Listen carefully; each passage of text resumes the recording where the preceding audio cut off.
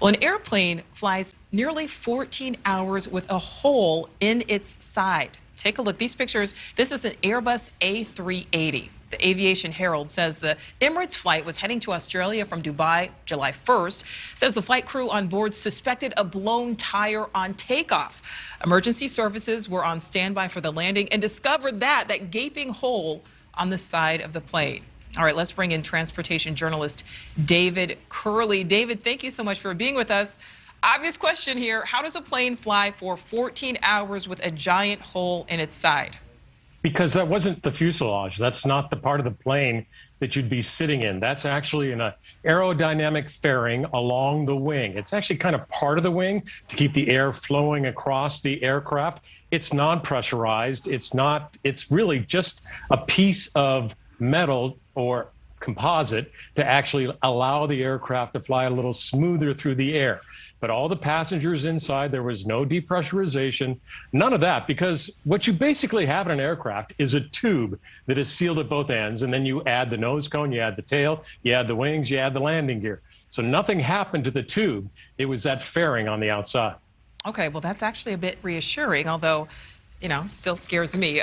David, the airline is blaming this on a technical fault, quote unquote. Now, what kind of technical fault could have caused that?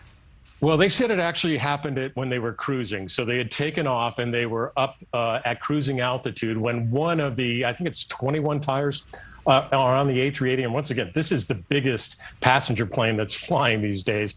And one of those tires blew and the debris hit that fairing that's just behind the wing and punctured the hole into it. Wouldn't probably change the flying characteristics, so the crew may not have even noticed it. And if they did notice it, they would have gone through checks to see if they were losing pressure or if anything else was a problem. Apparently, they didn't get any warning, so they continued their flight from Dubai to Brisbane and landed safely. All right, David, so I take a look at those pictures and you say, it was in the tube, it wasn't in the fuselage. That's why the plane was able to continue flying. But based on where that hole was located, because it looks like it's, right underneath some windows there, how close was this to being a major emergency? It depends on what the material was that actually damaged the aircraft. If it was rubber, it may not have done anything to the fuselage itself. It only damaged this aerodynamic fairing. So it's hard to say. If it was more of the landing gear, it could have been a problem because now you're talking about metal. But the airline says it was just a tire that blew. So part of the debris from that rubber hit this fairing, which is really just there to help the air flow over the wing and beyond the wing. So it looks really scary.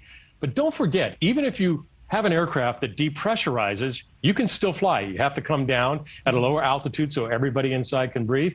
Do you remember the Hawaiian Air, I believe it was, or it was in Hawaii, yes, a 737, and it peeled off the roof? That was actually, part of the fuselage that peeled away, and it landed safely. It didn't fly 14 hours like this flight did, but this looks much worse than it probably was. Well, my hat goes off to the pilots there. Transportation journalist David Curley, thank you so much for your time and reassuring us. You bet. Thank you for watching. Go to newsnationnow.com to find NewsNation on your television provider. And don't forget to click the red subscribe button below to get more of NewsNation's fact-driven, unbiased coverage.